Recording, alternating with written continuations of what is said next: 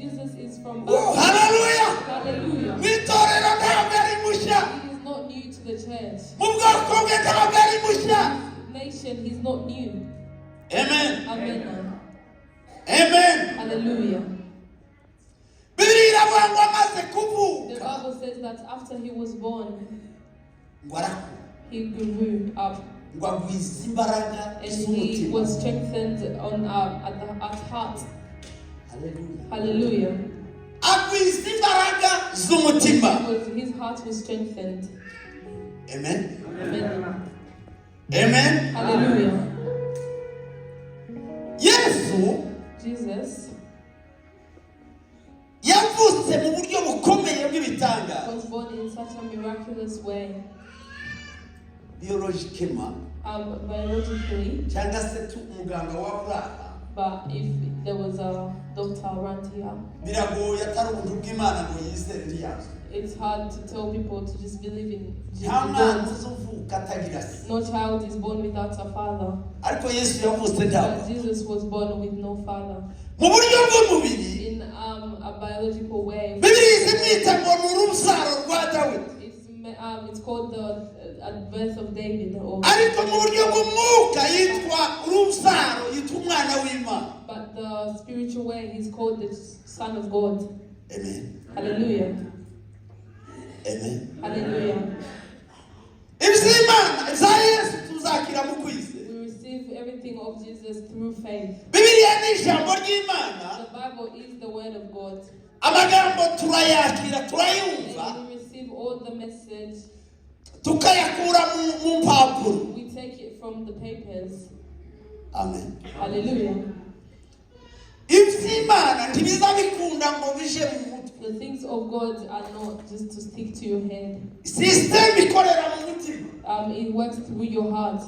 Hallelujah. Hallelujah. There's no maths involved.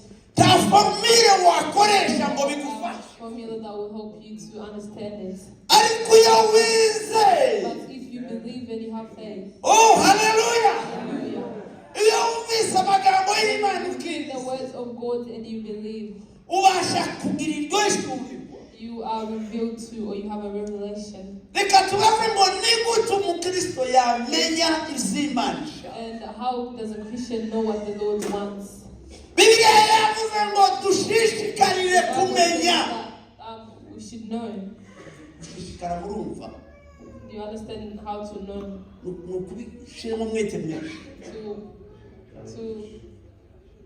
To have passion. To have passion of knowing. To know Jesus. Hallelujah. In Romans, the Bible said, do not conform yourself, but be transformed fully with the new heart. Know what the Lord wants. Hey, hallelujah. Hallelujah. Oh, hallelujah. Hallelujah.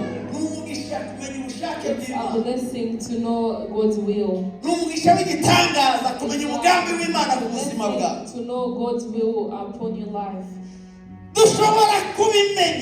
We can know that. Paul said to the Corinthians, 1 Corinthians 3, he said that if you have a Christ way of thinking, to have a Christ way of thinking, you should also have Jesus' heart. Hallelujah. Hallelujah. Hallelujah. Hallelujah. Hallelujah. We can know what the Lord wants through praying. We can know what He wants if we listen to the Spirit. We can know what the Lord wants when we transform fully and we become new creatures. Amen. Hallelujah. Amen. Hallelujah. Have passion to know the will of God.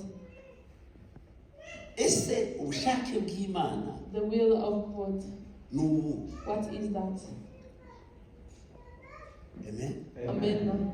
Yeremiya 29:11. In Jeremiah chapter 29 verse, haravuga ngo nzibyo nzabagirira. I know what I will do for you. Ngo ni nziza. It's good things. Hallelujah. Hallelujah. I don't know how the microphone is not. Hallelujah. Hallelujah. Ngo nzibyo nzabagirira. I know what I'll do for you. Ngo ni nziza. It is good. Amen. Hallelujah. Amen. Amen. 2:24. 22 and verse 44. Imana irabizi.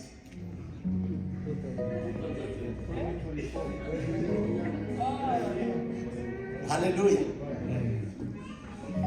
In 2024. 2024, Imana izizo izatugirira. God knows what He will do for us. Imana izizo izadukorera. What He will do for us.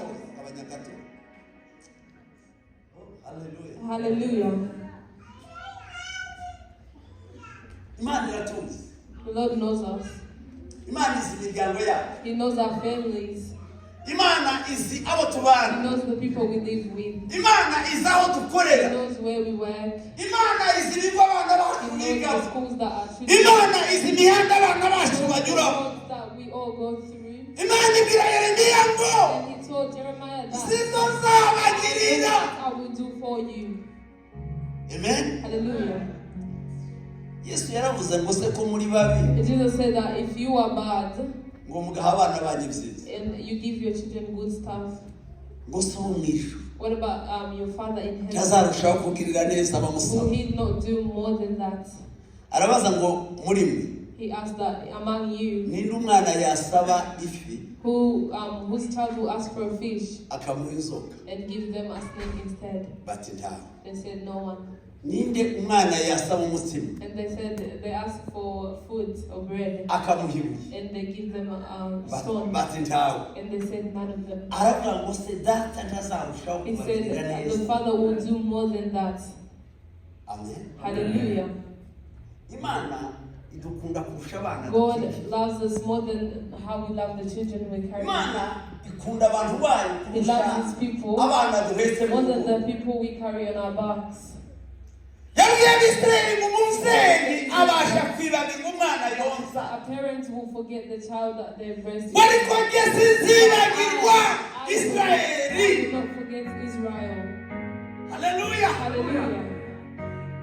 Mu buryo bw'umwuka Isirayeli n'abantu bose bubaha Imana. In a spiritual way, Israel is everybody that believes in God.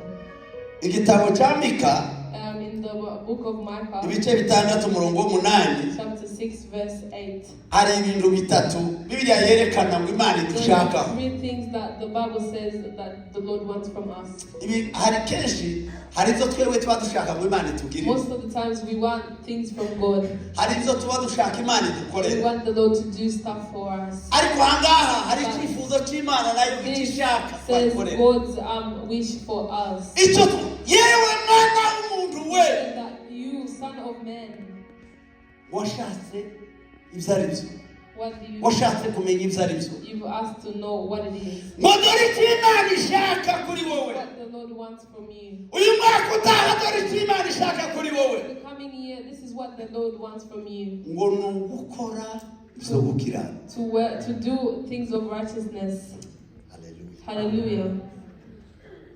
Hallelujah. Hallelujah. Icyifuzo cy'Imana That's God's wish. mu mwaka tugiye gutangira mu In the mwaka. next year that we're about to begin. Muzitoze gukora imirimo yo To ready gukiranuka. yourself to do righteous things or deeds. Hallelujah. Hallelujah. Aho Yesu yavuze hariya muri Matayo 5:20 In Matthew chapter 5 verse, arabanga gukiranuka kwanyu ni kutaruta uko abafarisayo n'abandi that muzinjira mu your bwami righteousness bw'Imana. is not more than the Pharisees and the writers. Ukiranuke Be bitoze righteous. gukiranuka. Train yourself to be righteous. Hallelujah. Hallelujah. Bibiliya iravuga ngo mubwire abakiranutsi ko bazagubwa neza. Tell the righteous people that they will be blessed. Mutangaze mubwire abakiranutsi. Proclaim to the righteous. Muvuge mutere hejuru. Tell them. Ngo abakiranutsi bazagubwa neza. Bibiliya iravuga ngo muzakiranuke mugeze ku gupfa. Be righteous until death. Nanjye mbabike ikamba ry'ubugingo. And I will give you the crown of life. Ijambo rya kabiri. And the second thing ngo nugukunda kubabarira. Is to love forgiving. Hari kubabarira wabisa. There's forgiving when someone has repented. Hari gutanga imbabazi zivuye kure. I will just give you forgiveness from. Ariko icyo birivuga hano. But the Bible says in this. Ngo nugukunda That kubabarira. we should love to forgive. Nukugira inyota yo kubabarira. Have thirst. Nugutanga imbabazi batazi gusaba. Just give out forgiveness even though no one has asked for it. Amen. Hallelujah. Amen. Hallelujah. Dusigaje amasaha make. We have only a few more hours ngo twinjire mu mwaka mushya. to enter into the new year. Wirinde kwambukana ibintu bibi mu mutima. Help yourself not to go to the new year with the bad stuff in your heart. Ukiranuke mu mitima. Be righteous in your heart. Kandi mu muzuri imbabazi mukunde kubabarira. Filled with forgiveness and Yesu yaravuze ngo nimutababarira abantu ibyaha byabo. if you do not forgive people, ngo na so mu ijuru namwe tazabababarira. will not forgive you. Amen. Hallelujah. Ijambo rya gatatu. The third one Dusabwa muri uyu mwaka. that we are asked for this coming year. Ngo nukugendana n'Imana Is twicisha to bugufi. walk with God as we humble ourselves. Kugendana n'Imana twicisha As bugufi. we humble ourselves. Ndabifuriza muri uyu mwaka kugendana I n'Imana. pray for you to walk with Oh, God. hallelujah. Hallelujah. Enoki yagendanye n'Imana. Enoch walked with God. Eliya yagendanye n'Imana. Elijah walked with God. Hallelujah. Hallelujah. Bose bw'Imana ngo wemere tujyane. God, that allow me to walk with you. Kuko nutajyana natwe If you do ntituzabishoboye. not go with me, I will not be able to. Amen. Hallelujah. Winginga Imana muri uyu mwaka tujyane. Beg God to go with you into the new year. Kandi iyo wajyanye And n'umunyacyubahiro when you go with someone that's of honor, ngo tugende duca bugufi. we should go as we humble ourselves. Tugendane n'Imana We duca bugufi. should go with God, but as we humble ourselves. Imitima yacu ice Our bugufi. hearts should humble. Hallelujah. Hallelujah. Petero yaravuze ngo mujye mumanuka munsi Peter said y'ukuboko that kw'Imana. we should go under his arm. Ngo aribazamura yonyine mu gihe Raise gikwiriye. us up in time that's worthy. Amen. Hallelujah. Amen. Hallelujah. Iby'Imana bitandukanye n'iby'abantu. The things of God are different from things of men. Abantu ushobora kwitokeza tugahita tukubona ko twabata ko runaka rwose tubibona. You can raise yourself up high and we might go, oh, this person is high. Ariko iby'Imana But the Lord, the godly things, biza bivuga ngo uce bugufi. it says you should be humble. You should humble yourself. Ni ukuvuga mu by'Imana So in God, kuzamuka to raise yourself up, or to go ushaka up, kuzamuka whoever wants to be raised uramanuka. should Imana be down, ikakugarusha and kuzamuka. the Lord will raise you up. Ariko iyo wizamuka But when you raise yourself up, irakumanuka. the Lord brings you down. Amen. Hallelujah. Hari umunsi abigishwa baterese Yesu. There's a time the disciples asked God, Umwe akamubwira ati Jesus, ngiye uzashire iburyo bwawe. and they said, you should put me on your right. Undi aravuga ati nzabe ndi iruhande And the rwawe. other one was like, let me be on your left hand side. Arababwira ngo ushaka kuba mukuru And he said to them that whoever wants to be big ngo abe umugaragu. should be a slave, Ushaka kuba uw'imbere a servant, and whoever wants to be at the front nace bugufi rwose should really humble themselves and go at the back. Hallelujah. Hallelujah. Hallelujah. Hallelujah. Ngo tuzagendane n'Imana duca bugufi. God, as we humble ourselves. Nubona inshuti yawe kuri butu uzamwita ko When you waciye see your bugufi. friend is going fast, you should tell them to humble Uciye themselves. icyubahiro n'icy'Imana. That the honor only belongs to Oh, God. hallelujah. Hallelujah. Ni amagambo atatu. It's three things. Dusabwa gukiranuka. We are asked to be righteous, Dusabwa kubabarira. to love, to Dusabwa forgive, kugendana n'Imana duca bugufi. to go with God as we humble ourselves. Hallelujah. Hallelujah. Hallelujah. Hallelujah. Dushishikarire kumenya ibyo Imana ishaka. We should have passion to know what the Lord wants. Yakobo 4:3. James 4 chapter 3. Said that you ask and you are not because you ask the wrong way. Do you know why people pray and the Lord does not answer? It's what we were told. We ask according to our will. But when we ask, we should ask for things that is in the will of God. And when He hears our prayer, He will feel like there's gain, there's value for Him. Hallelujah. Hallelujah. Hallelujah. Hallelujah. Hallelujah. Hallelujah. The Lord will feel like He will be. The house that you want, the Lord should feel like He you are asking for, the Lord should feel like there's something for Him. Amen. Hallelujah.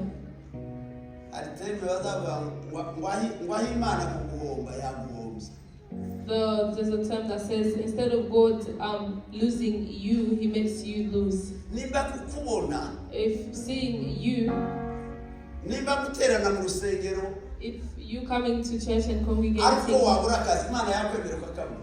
the Lord will let you if you can congregate and also do work at the same time, He will make it good. Hallelujah. Hallelujah.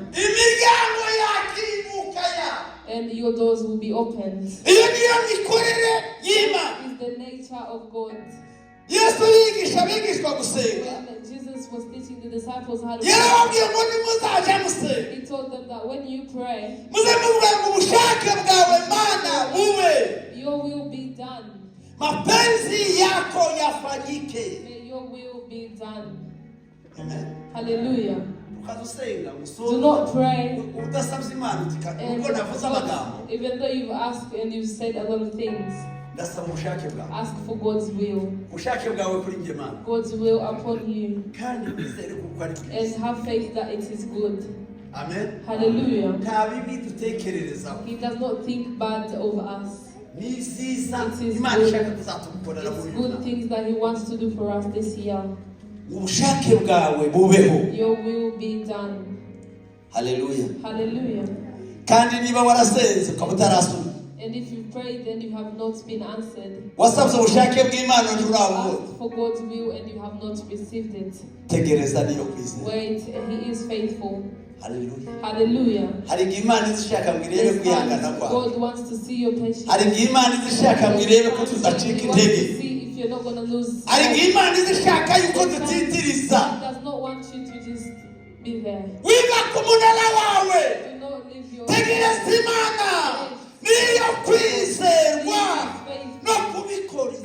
And He will do it. Hallelujah. Hallelujah. Hallelujah. Hallelujah. The disciples of Jesus, after He was resurrected, in the 40 days that He was going around preaching, Jesus went through and He saw that they had just been done fishing, and He got close to them. And He said that my children, do you have food?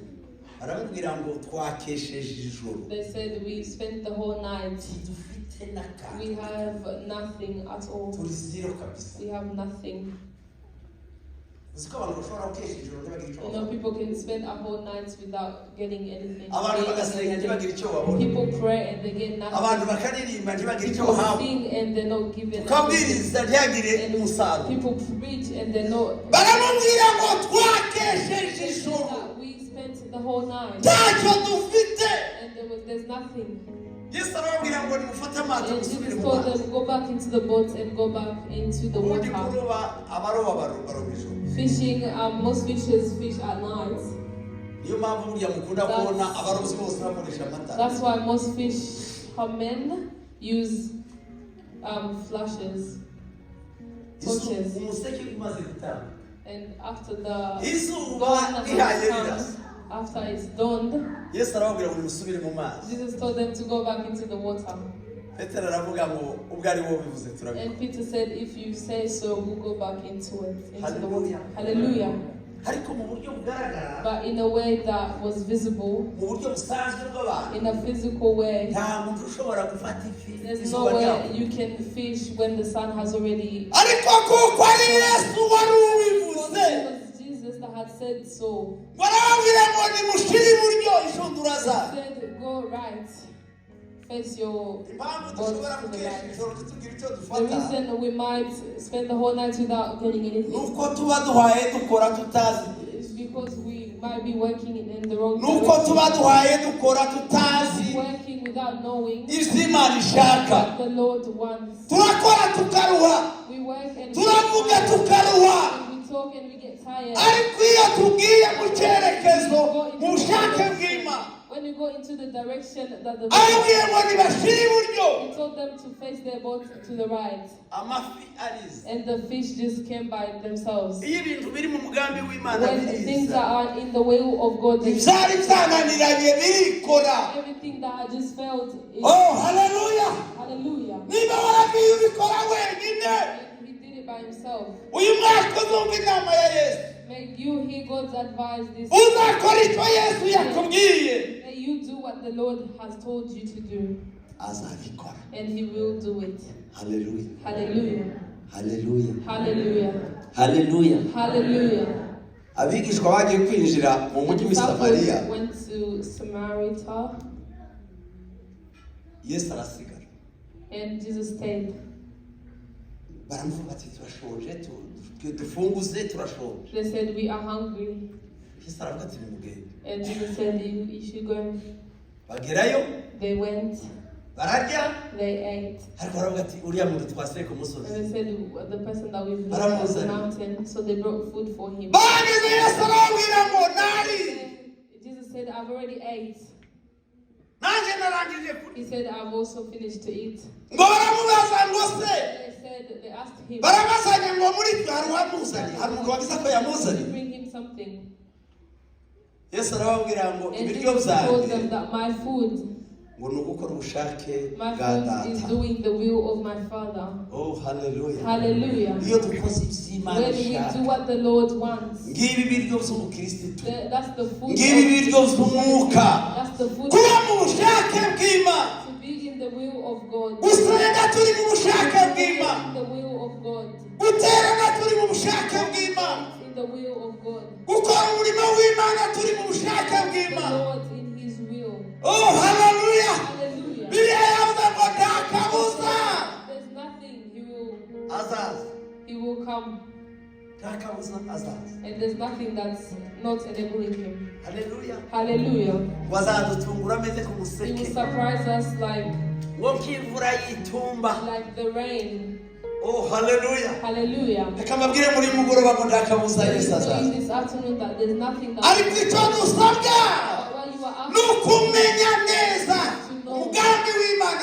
God's plan upon your life.